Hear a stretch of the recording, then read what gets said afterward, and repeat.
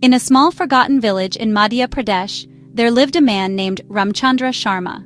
He was not a rich man. He did not own big lands or a fancy house. His only work was pulling a rickshaw every day from morning until night. The sun would beat down on his back, and the rains would soak his thin clothes. He earned just enough money to feed his family. It was a simple life, a hard life.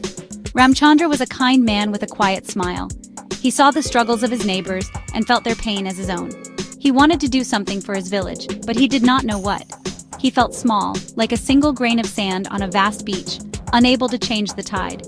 The village lived in a world of darkness once the sun set. There was no electricity. The children could not study after evening fell. Their books would lie closed, waiting for the morning light.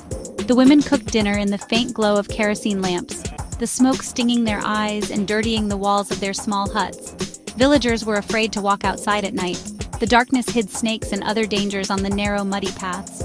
Life seemed to stop when the day ended. The people of the village had asked for electricity many times, but their pleas were like whispers lost in the wind. They had lost hope that light would ever come to their homes. Without electricity, progress was impossible. The farmers could not use modern tools. The small shops had to close early. The village felt disconnected from the rest of the world, trapped in a cycle of poverty that seemed to have no end. People accepted this as their fate.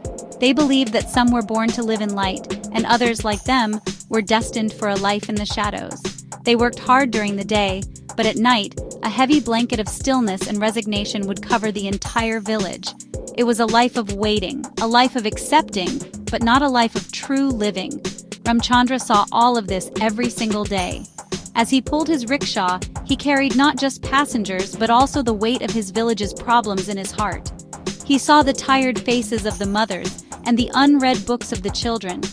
He heard the sighs of the old men who wished for a brighter future for the next generation. He often wondered, is this all there is to our lives? Are we meant to struggle forever in this darkness? He did not have any answers. He was just a humble rickshaw puller.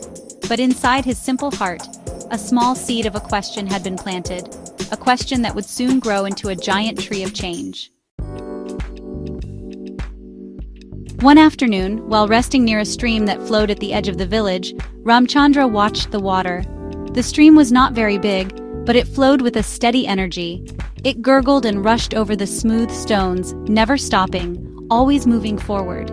He saw a leaf fall into the water and get carried away quickly by the current. He thought about the power in that moving water. It was a force of nature, tireless and free, an idea as small and bright as a firefly.